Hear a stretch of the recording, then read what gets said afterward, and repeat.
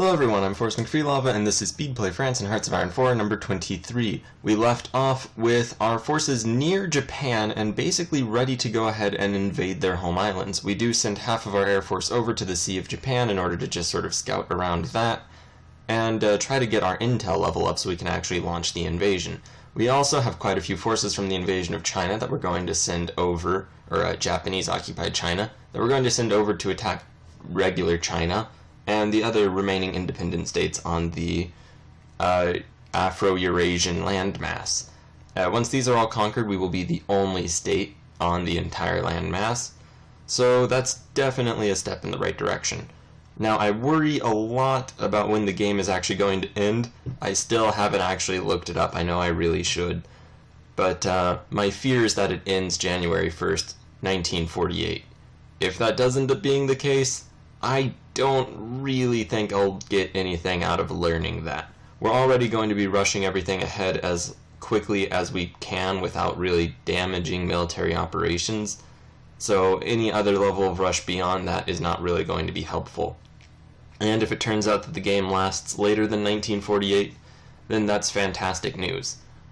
Because honestly, I'm not sure if we'll be able to invade both Japan, the UK, and then North America and clean up all the rest of the world by 1948. In fact, it'll be quite a stretch if we can even clear up the UK and Japan in that amount of time. So we're going to hope for the best, also go ahead and get some air doctrine since we haven't actually done that this whole time, and that'll probably speed up the whole air war for the UK. Admittedly kind of an obvious thing. We do go ahead and start fabricating war goals now that our armies are in position, and our navy is on the way to clear the seas for our invasion of Japan. Which, by the way, is just going tremendously easier than the invasion of the UK, which isn't really going at all. So, hopefully this will all be dealt with relatively soon. We also have 2 nuclear weapons, and we're producing them rather rapidly. We go ahead and attack Bhutan, and just keep researching things. We're getting to the end of the research trees, which leads me to believe that the game is going to end in 1948, which is terribly worrying, honestly. We also declare war on Mongolia, send 3 or 4 units manually, then realize that it's going to be a lot easier to just send all of the units via the AI. So we do go ahead and just send all of these forces out. Hopefully we'll be able to just defeat all of them fairly rapidly, although that does remain to be seen. Now, alright, so that all more or less done. I try to find Mongolia, but can't find them in either Axis or Allies, basically just list of countries. We also go ahead and try to launch the naval invasion. Apparently we also need forces in the coast of Japan. So we do go ahead and just sort of mess around with that, trying to figure out what exactly is going on, misclick a couple times, and there we go, we're launching the invasion.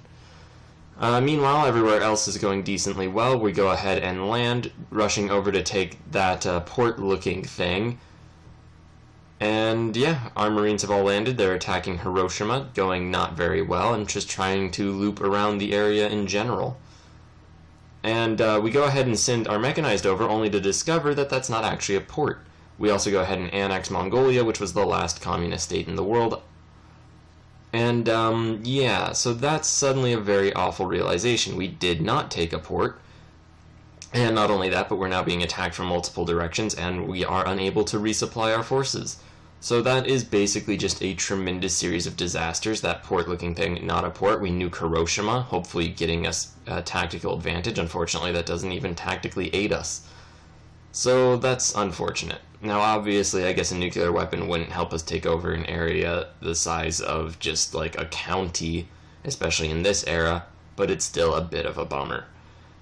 So yeah, failing that, one of our units does get overrun and the rest are put into a really awful position. We go ahead and take our frustrations out on the remaining states in Asia. Luckily, we were making 2 groups of Marines. This group of 8 was just the first. The other group of 8 should be near the United Kingdom. So all they really had to do was land there, and they've done that. We do have 4 divisions of mechanized, hopefully going to be on their way in a little bit. Hopefully these guys will be able to defend themselves in the interim. We're also now attacking Nepal as Tibet has surrendered. And yeah, so that's not ideal. We've already lost 2 groups of Marines. I'm honestly counting them all out, but hopefully we'll be able to save them. And yeah, so that all said and done, we also have some amount of units over here. We can go ahead and start preparing our naval invasions of the UK, although obviously that is a little bit, just a little too forward-looking since we haven't even invaded Japan successfully. But it would have been successful, that's the thing. If that had actually ended up being a port, then we would have really succeeded. We do go ahead and send these units over. Unfortunately, 2 of them decided to stack up on that one province, which unfortunately was the only contested landing site.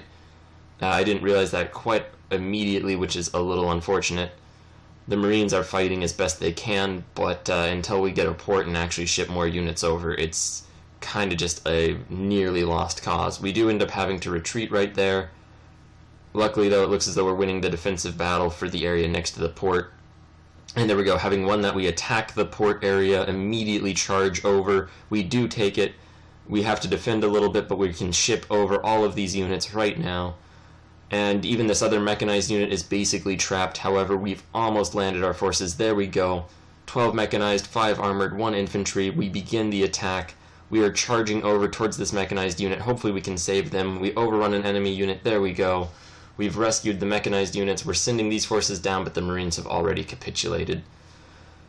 Alright, so that's terribly unfortunate. However, it was a learning experience. We know to look for that little anchor icon and not just the port-looking thing. In fact, I think that might just be a city only oddly positioned on the side of the hill. Who could really say? The important thing is, though, that this follow-up invasion is working where the last one failed terribly. And this is the first naval invasion that we've succeeded as Vichy France. And I know it might be a little presumptuous to say that we have succeeded at, since it's only about halfway through, but our land armies have always been just overwhelming and just amazingly superior to our enemies. So we're doing well. We are taking additional forces. Communist or Comintern influences no longer affect us, but that makes sense since the Comintern has ceased to exist entirely. And we are just gunning through various areas. So it's a bit bittersweet. The loss of the Marines is a very unfortunate loss indeed, but we have secured more than half of Japan at this point. Their empire is in shambles, their countryside irradiated and mostly occupied. There we go. Japan has capitulated, although the war against the Axis rages on due to Venezuela, weirdly enough. At any rate, though, that is the majority of the factions we're fighting just gone. Well, majority, Comintern and the Axis destroyed. Now it's just the Allies who happen to have, what remains of the British Empire in the United States and really everywhere else. We do go ahead and start setting up our infantry to just occupy various areas that we've just took over, mainly Japan. That's going to be important since all of its industry will really be able to aid us in our further war efforts. And all of a sudden it looks as though Venezuela didn't really want to carry on the war all by their lonesome, so it looks as though we'll be able to take everything. Now, I didn't realize that we are literally the only country involved in this peace conference, so I was worried that we were just going to run out of points and decided to focus on everything in Europe and then Africa, since I didn't want to put troops there, the Japanese mainland, since that's just a very vital area, all their islands, since we'll never get troops there otherwise, and then just working through China, through all of the most inconvenient parts to take, and then up through the coastline, and then it turns out we were able to take everything since we're the only person actually making demands in this peace conference. So a conference of one is really just us saying what we want, and it's full annexation. So that all said and done, we have a ton of new factories, over 200 I believe, so we do begin building close air supports. It is becoming relatively apparent that we never bothered to get close air support number 3s, simply because we never had the production to where it came up. And we're probably going to have to repair all of their industry and whatnot, so that's going to take quite a while before we actually see the real increase in strength. We do also set new garrisons up, basically just all of the allied countries that still exist, and quite a bit of Africa and the Middle East. The goal at this point really is just hopefully we'll suppress all that and get all the resources we need. Apparently a bunch of the Low Countries just capitulated again, I guess to us, since they had previously capitulated to the Axis. So yeah, I guess they just double capitulate, and that's basically it. Now we're just shipping over the majority of our forces. We also are going to get these guys, send them back out of Japan. Hopefully the garrison units will come take care of it. And this is really the most worrying part. We do get intercepted by 3 Allied subs, which is terrible, and they do unfortunately catch one of our most veteran mechanized units. The other 40 divisions, though, do escape, and here these forces sadly are just kind of trapped and getting sunk. You'd think they would have been able to just run straight to the port, but I'm afraid it appears they were not. So that's terribly sad, although what can you really do about it? Sometimes life gives you some bad cards, and you know, you just kind of suck it up and deal with it and hope for better things in the future. And with our forces moving now towards the United Kingdom, where the air war is maybe not won, but definitely being won, we are hopefully going to be able to just destroy their forces. We still have quite a few additional forces just waiting around. So we're going to go ahead and just set them all up. We have 3,000 something jet fighter 1s. We're going to try to man all of those, or at least the vast majority, and get them fighting in the channel, bringing us up to 14,000 fighter craft. Hopefully that will be enough to just humble the British for the rest of, well, I guess eternity we'll go with. We also start just bombing everywhere, getting air superiority over everywhere, and a big group of forces is just arriving. That's pretty great. Venezuela wants a non-aggression pact. We're not going to accept that. Basically, I guess they're now where the Allies used to be, where they were hoping that we would work on their side in their favor. It's not going to happen. Once we take over the Allies, we're going back to war with Venezuela in order to finish our world conquest. Hopefully we'll be able to pull it off. If the game does end in 1948, then we've only got like 6 months left, 6-7 months.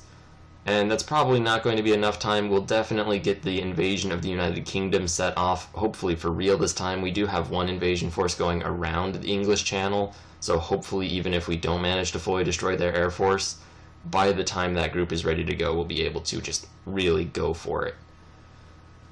And yeah, we still have those 40 divisions on their way, so I'm not quite ready to go ahead and attack, although at this point we really could. We also have 7 nuclear weapons, although apparently 1, they don't really help us tactically, and 2, they don't actually really help us strategically either.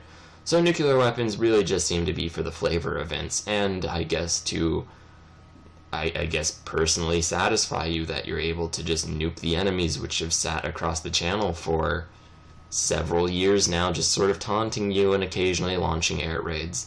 Not really effective. I guess it just kind of kills civilians, which, I mean, is kind of just an awful thing without any strategic goals. We ended up losing something like 53,000 men, probably just that division we lost. The Allies haven't really lost anything since we haven't really fought them. It's all been the Axis, and that war's over, so we can't see how many they lost anymore. Thank you very much for watching. Please like, share, and subscribe. Hopefully we'll defeat the United Kingdom once and for all tomorrow. Have a great day.